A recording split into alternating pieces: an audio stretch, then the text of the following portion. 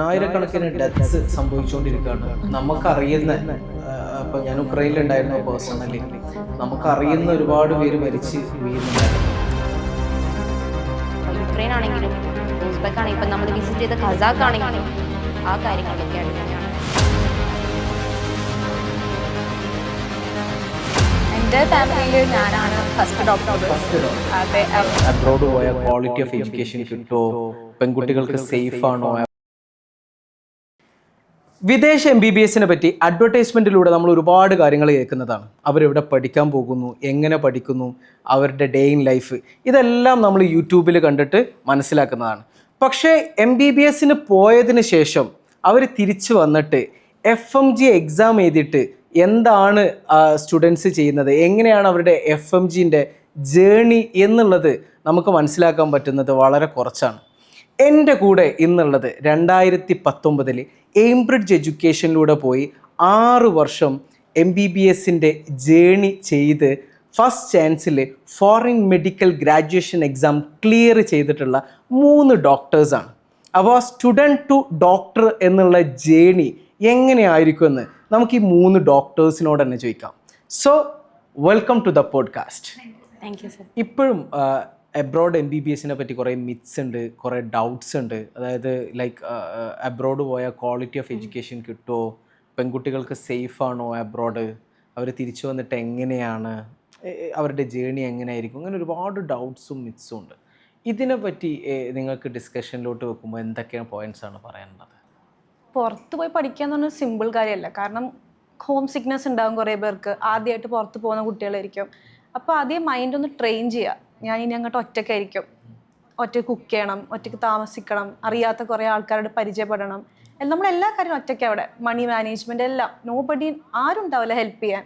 അപ്പോൾ നമ്മൾ പ്രിപ്പയർ ആയി പോകണം. മെയിൻലി അത് നമ്മൾ മൈൻഡ് സെറ്റ് പോലെ ഇരിക്കും. നമ്മൾ ആദ്യം നമ്മൾ പ്രിപ്പയർ ചെയ്യണം. ഇങ്ങനെ എനിക്ക് ഒറ്റയ്ക്ക് ജീവിക്കാൻ പറ്റണം. പിന്നെ ക്വാളിറ്റി എന്ന് പറയുമ്പോൾ ക്ലിനിക്കൽ എക്സ്പോഷർ നാട്ടിലെ വെച്ച് കമ്പയർ ചെയ്യുമ്പോൾ ഇന്ത്യൻ അത്ര ക്വാളിറ്റി ഓഫ് എക്സ്പോഷർ ബാരിയർ എന്ന് പറയുന്നത് ഒരു സംഭവമാണ്. പിന്നെ ഇന്ത്യൻ ആ ഒരു അല്ല, അതുകൊണ്ടാണല്ലോ നിങ്ങൾ തിരിച്ചിങ്ങോട്ട് വന്നിട്ട് ഇവിടെ ഇന്റേൺഷിപ്പ് ചെയ്യണമെന്ന് പറഞ്ഞു. ഇന്ത്യൻ്റെ എക്സ്പോഷർ എവിടെയും കിട്ടില്ല. കാരണം 1.5 ബില്യൺ പീപ്പിൾ ആണ് നമുക്കുള്ളത്. ഇന്ത്യൻ മെഡിസിൻ ആണ് എൻ്റെ ഇതിൽ ഭയങ്കര ബെസ്റ്റ്. അത്രയും പ്രാക്ടിക്കൽ കിട്ടൂലെങ്കിലും ബട്ട് തിയറി വൈസ് നമ്മൾ പഠിക്കും എന്തായാലും. പിന്നെ സേഫ്റ്റി എന്ന് വെച്ചാൽ നമ്മളെ സൂക്ഷിക്കണം. അത് ഏത് നാടാണെങ്കിലും നമ്മളെ കൂടെ ഉള്ളവർ പോയാലും നമ്മൾ അവരെ പറഞ്ഞ് മനസ്സിലാക്കുക. പിന്നെ സെൽഫായിട്ട് ഒരു ഐഡിയ ഉണ്ടാവണം. നമ്മൾ എന്തിനാണോ പോയത് അത് പോവുക, പഠിക്കുക, തിരിച്ചു വരിക. പിന്നെ എൻജോയ്മെന്റ് അത് അതിൻ്റെ സൈഡിൽ നടക്കണം. പഠിത്തം അതും സൈഡിൽ നടക്കണം.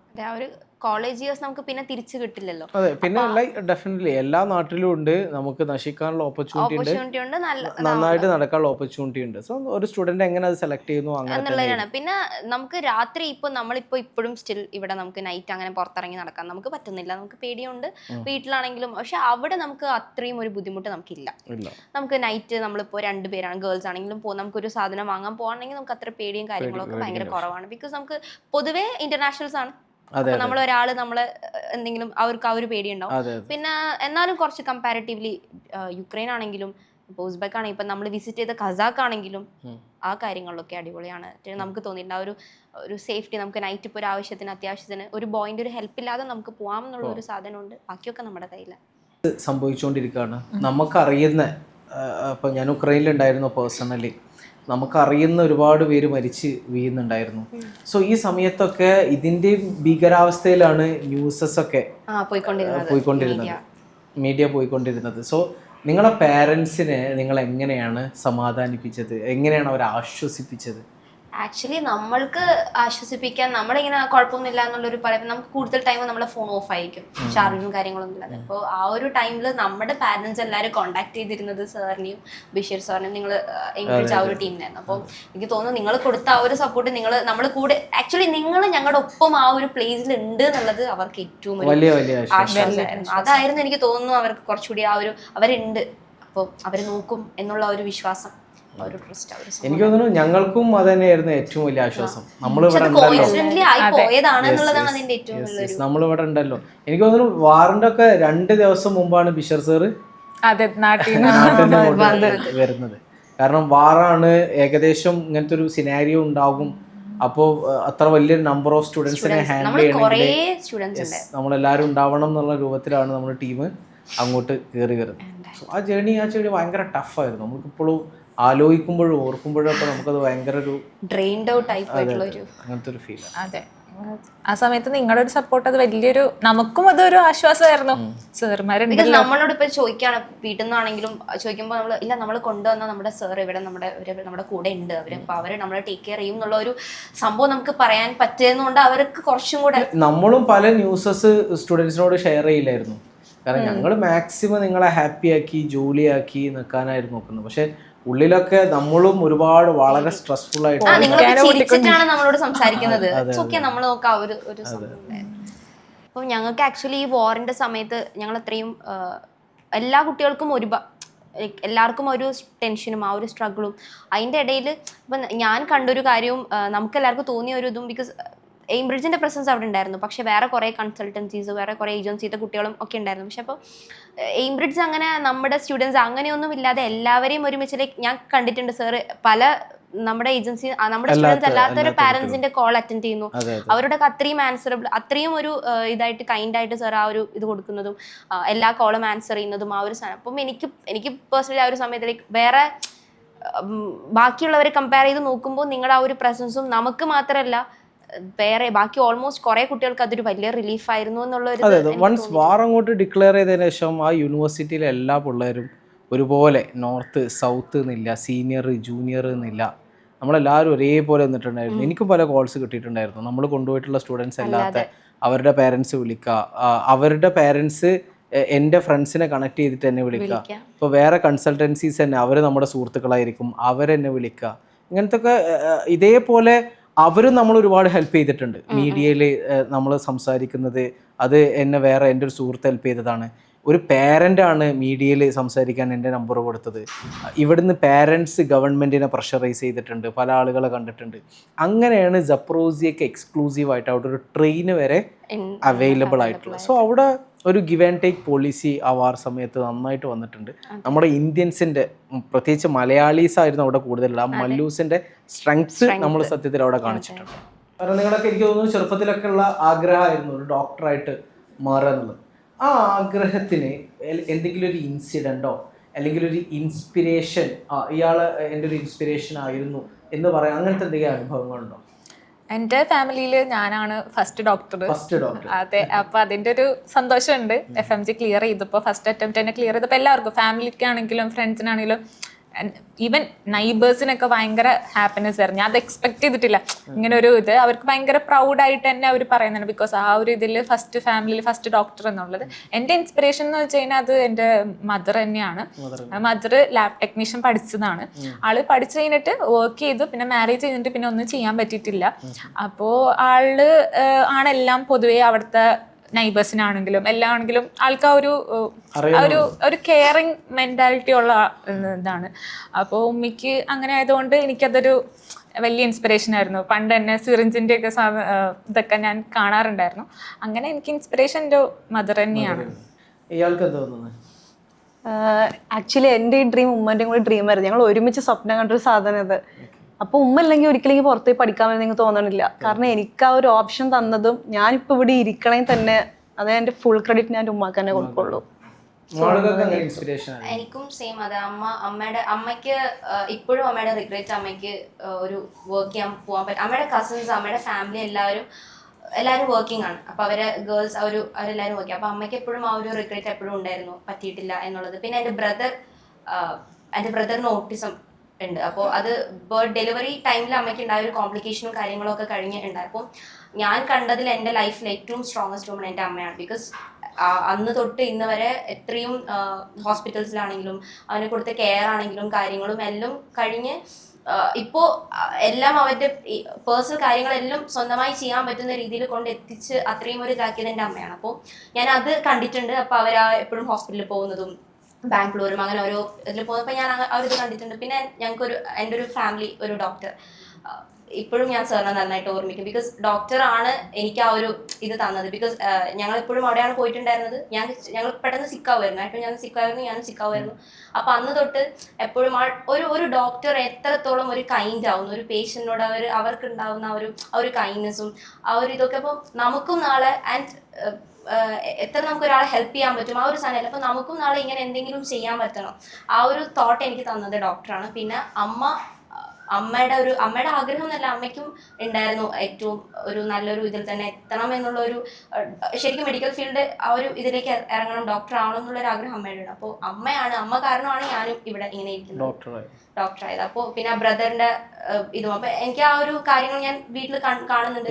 അപ്പൊ ഞങ്ങൾ ഓരോ സമയം ഞങ്ങൾ നോക്കുന്നത് ബെസ്റ്റ് ഡോക്ടർ ആരാണ്. അപ്പോൾ ഇപ്പൊ തൃശ്ശൂരിൽ ഇപ്പൊ ഞങ്ങളിപ്പോ ഓരോ സ്ഥലം എടുക്കുമ്പോൾ, ഞങ്ങളിപ്പോ എറണാകുളം ആണെങ്കിലും എവിടെയാണ് ഞങ്ങൾ എപ്പോഴും ചൂസ് ചെയ്യുന്നത് ബെസ്റ്റ് ഡോക്ടർ ആരാണ്. ഇപ്പം നമ്മളുടെ ഏട്ടനോട് എങ്ങനെ നിൽക്കുന്നു, അവന് കംഫർട്ടബിൾ ആയിട്ടുള്ള ഒരു ഡോക്ടർ. അപ്പൊ നമ്മളിങ്ങനെ ഓരോ ഡോക്ടറിനെ ചൂസ് ചെയ്യുമ്പോഴും നമ്മളിങ്ങനെ അതിനെക്കുറിച്ച് അമ്മ ഒരുപാട് പഠിച്ചിട്ടുണ്ട്, ഒരുപാട് വായിച്ച്. അമ്മയ്ക്കൊന്നും അറിയില്ല, ഒരു കംപ്ലീറ്റ് സീറോ മെഡിക്കൽ ബാക്ക്ഗ്രൗണ്ട് ഉള്ള ഒരു അമ്മ മകന് വേണ്ടി ചെയ്തിട്ടുള്ള ആ ഒരു സ്ട്രഗിൾ ഞാൻ കണ്ടിട്ടുണ്ട്. അപ്പോൾ അതിനു വേണ്ടി അമ്മ വായിച്ചതും, അമ്മ കാണാത്ത ഡോക്ടേഴ്സ് ഇല്ല, സംസാരിക്കാത്ത ആൾക്കാരില്ല, അപ്പോൾ അത്രയും കാര്യങ്ങൾ അന്വേഷിച്ചതാക്കും. അപ്പോൾ ഞാൻ ഇത് കണ്ട് ആണ് വളരുന്നത്. അപ്പോൾ ആ ഒരു ഇതുകൊണ്ടാണ് ഞാൻ ഈ ഒരു പ്രൊഫഷൻ ചൂസ് ചെയ്തത്. ഇനി ഈ ബാക്ക് ടു നിങ്ങളുടെ +2 കാലഘട്ടത്തിൽ അന്ന് നിങ്ങൾക്കൊരു ഓപ്ഷൻ തരികയാണ്, ഡോക്ടർ അല്ലെങ്കിൽ എന്ത് സെലക്ട് ചെയ്യും? ഡോക്ടർ എന്റെ പാഷൻ, ഞാൻ ചെറുപ്പം മുതൽ കാണുന്ന സ്വപ്നല്ലേ. അപ്പൊ വേറെ ഒന്നും ചിന്തിച്ചിട്ടില്ല. ഒരു പ്ലാൻ ബി ഇല്ലായിരുന്നു? ഇല്ല, പ്ലാൻ ബി ഇല്ല. ഒരു പ്ലാൻ ബി പോലും പറയാനില്ല? ഇല്ല. ഒരു പ്ലാൻ ബി എന്ന് വെച്ചാൽ എന്താ പറയാ? എനിക്കുണ്ടായിരുന്നില്ല, പ്ലാൻ ബി ഒട്ടും ഉണ്ടായിരുന്നില്ല. ഇല്ല എന്ന് ഇപ്പോൾ ഞാൻ പുറത്ത് പോയിട്ടുണ്ടായിരുന്നില്ലെങ്കിൽ ഞാൻ ഒന്നും കൂടി റിപ്പീറ്റ് ചെയ്യുമായിരുന്നു, അല്ലെങ്കിൽ ആയുർവേദം. എനിക്ക് ഡോക്ടർ എന്നുള്ളൊരു ഇതുണ്ട്, എനിക്ക് കൂടുതലും ആ ഒരു കെയറിങ്, പേഷ്യൻറ്റിനെ ഒരു കംഫർട്ടബിൾ. ഞാൻ ഭയങ്കര ടോക്റ്റീവാണ് കൂടുതലും. അപ്പോൾ എനിക്ക് തോന്നുന്നത് doctor professional communication it's very important. അപ്പോൾ അതെനിക്കിഷ്ടമാണ്. അപ്പോൾ ആ ഒരു എന്താ പറയുക, അപ്പോൾ അതുകൊണ്ടാണ് എനിക്ക് വേറെ ഞാൻ പ്രൊഫഷൻ ഒന്നും നോക്കിയിട്ടുണ്ടായിരുന്നില്ല. ഞാൻ വീട്ടിൽ തന്നെ പറഞ്ഞിട്ടുണ്ടായിരുന്നു പോവുകയാണെങ്കിൽ ഡോക്ടറിനെ പോകത്തുള്ളൂ. എൻ്റെത് ആക്ച്വലി ഫസ്റ്റ് സ്റ്റാൻഡേർഡിലൊക്കെ പഠിക്കുമ്പോൾ ഞാൻ ആകെ സ്കൈ ഒക്കെ നോക്കിയിട്ട് ഞാൻ അങ്ങനെ പറയാമായിരുന്നു എനിക്ക് പൈലറ്റ് ആണോ നോക്കിയ ഒരു ടൈമിൽ. ഞാൻ ആക്ച്വലി എംബ്രിഡ്ജിൽ ഫസ്റ്റ് വന്നപ്പോൾ അവിടെ ഞാൻ കണ്ടിരുന്നു പൈലറ്റിന്റെയും കണ്ടിരുന്നു, MBBS ഫിൽ ചെയ്യുന്നത്. അപ്പൊ ഞാൻ അമ്മയോട് ചോദിച്ചു, അമ്മ അപ്പോ ലൈക്ക് പക്ഷെ അത് കുറച്ചും കൂടെ നമുക്ക് അത്ര ഒരു അങ്ങനെയല്ല, അതിലൊരു ആ ഒരു ഇതുണ്ട്. പിന്നെ അതിൻ്റെതായിട്ടുള്ള ഫിനാൻഷ്യൽ ഇതും കാര്യങ്ങളും, പിന്നെ നമ്മൾ വന്നത് ഇതിനാണ് MBBS. അപ്പം അമ്മയ്ക്കും ആ ഒരു ആഗ്രഹം. അപ്പൊ പക്ഷെ എന്റെ ഇഷ്ടമാണ് സ്റ്റിൽ. എന്നാലും എനിക്കും അങ്ങനെ ഒരു സംഭവം ഉണ്ടായിരുന്നു പൈലറ്റ് അവരത്. ബട്ട് എന്നാലും റിപ്പീറ്റ് ചെയ്യുമ്പോഴൊക്കെ ഡോക്ടർ ആവണം, അല്ലെങ്കിൽ ആ ഒരു MBBS പോകണം, എനിക്കൊരു പ്രൊഫഷണൽ കോഴ്സ് എടുക്കണം എന്ന് എപ്പോഴും ഉണ്ടായിരുന്നു പണ്ട് തൊട്ടേ. സോ ഏതെങ്കിലും ഒരു സ്റ്റുഡന്റ് MBBS ആവുന്നുണ്ടെങ്കിൽ അവരോട് നമുക്ക് വ്യക്തമായിട്ട് ചോദിക്കാം, എന്തെങ്കിലും പ്ലാൻ ബി ഉണ്ടോ? റൈറ്റ്? ഉണ്ടെങ്കിൽ അവരോട് പറയാം അതിലോട്ട് വിട്ടോ, ഇല്ലെങ്കിൽ ഇതിലോട്ട് പോകാൻ പറയാം. അതെ, ഓപ്ഷൻ ബി ഉണ്ടെങ്കിൽ പിന്നെ അവിടെ പാഷൻ കുറഞ്ഞില്ല. യെസ്. അങ്ങനെ നിങ്ങൾ ഉസ്ബെക്കിൽ പഠിക്കാൻ പോയി. ഈ ഉസ്ബെക്കിൽ പഠിക്കാൻ പോകുമ്പോൾ എനിക്ക് തോന്നുന്നു നൈബർ കൺട്രീസിലോട്ട് ട്രാവൽ ചെയ്യുന്നുണ്ട് എല്ലാവരും അല്ലേ? Kazakhstan, Tajikistan. സോ എനിക്ക് തോന്നുന്നു നിങ്ങളും അങ്ങനെ ട്രാവൽ ചെയ്തിട്ടുണ്ട്. എങ്ങനെയാണ് വിദേശത്ത് പഠിക്കാൻ പോകുമ്പോൾ ഒരു സ്റ്റുഡൻറ്റിന് ഈ ഒരു ട്രാവലിംഗ് എക്സ്പ്ലോറേഷൻ കിട്ടുന്നത്? ഞാൻ തജിക്കിസ്ഥാനും കസാക്കിസ്ഥാനും ട്രാവൽ ചെയ്തിട്ടുണ്ടായിരുന്നു. അത് നമുക്ക് റോഡ് വഴി, ട്രെയിൻ വഴിയൊക്കെ നമുക്ക് എളുപ്പത്തിൽ പോകാൻ പറ്റുമായിരുന്നു. അത് സെൻട്രൽ ഏഷ്യ ആയതുകൊണ്ട് അതൊരു യൂസ്ഫുൾ ആയിരുന്നു. പുറത്ത് പഠിക്കുന്ന കുട്ടികൾക്ക് ട്രാവൽ ചെയ്യാൻ കുറച്ച് കൂടുതൽ ഇഷ്ടമാണ്. പിന്നെ അത് അവൈലബിൾ ആണ്, പെട്ടെന്ന് തന്നെ നമുക്ക് അക്സസ് ചെയ്യാൻ പറ്റും, പെട്ടെന്ന് തന്നെ അടുത്ത കൺട്രിയിലൊക്കെ പോകാനായിട്ടാണെങ്കിലും.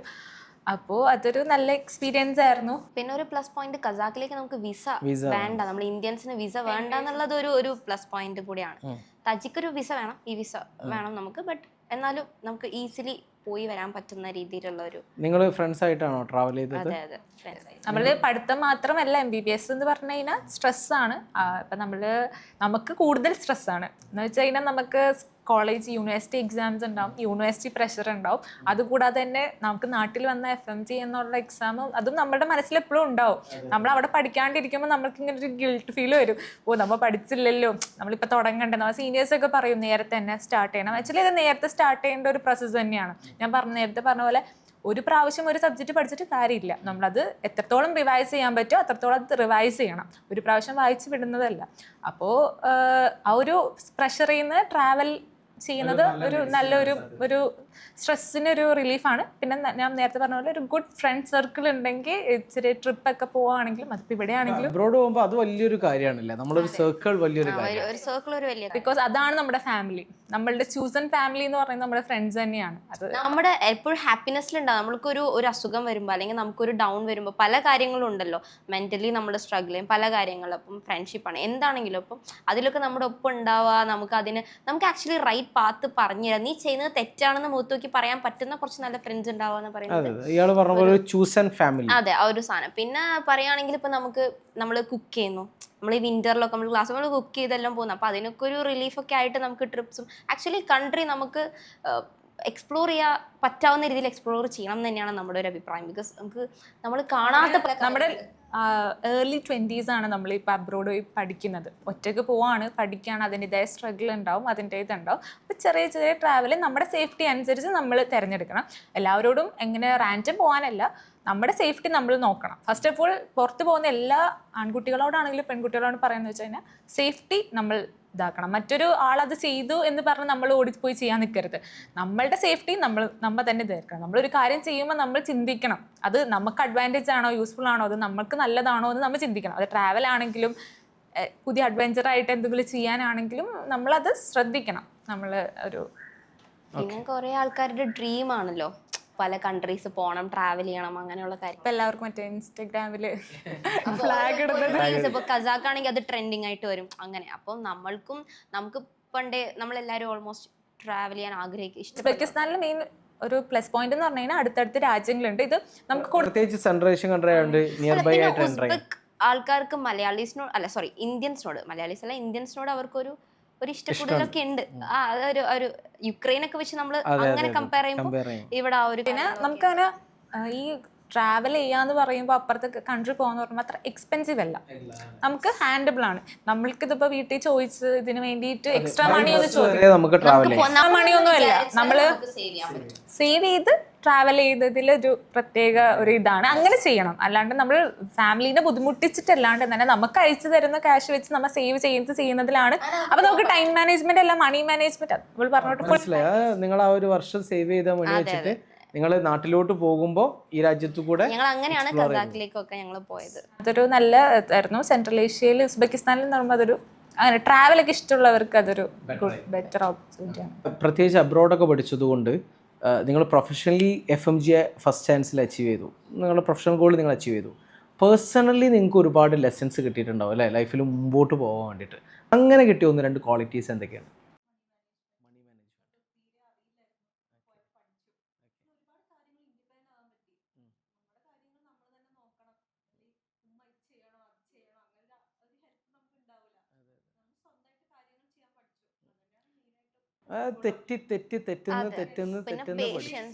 ക്ഷമ എന്നുള്ളൊരു സാധനം. പിന്നെ നമ്മളിപ്പോ സിക്കായി കഴിഞ്ഞാൽ നമ്മളെ നോക്കാൻ നമ്മളേ ഉള്ളൂ, ആ ഒരു കാര്യം. അപ്പൊ അതിലൊക്കെ നമ്മളിങ്ങനെ അപ്പൊ നമുക്ക് ആ ഒരു ബോൾഡായി കുറച്ച് ഒറ്റയ്ക്ക് ഇരിക്കാൻ പഠിച്ചു. ഇപ്പൊ എവിടെ കൊണ്ടിട്ടാലും ഞങ്ങൾക്ക് സർവൈവ് ചെയ്യാൻ പറ്റും ഞങ്ങൾക്കൊരു ഉറപ്പുണ്ട്.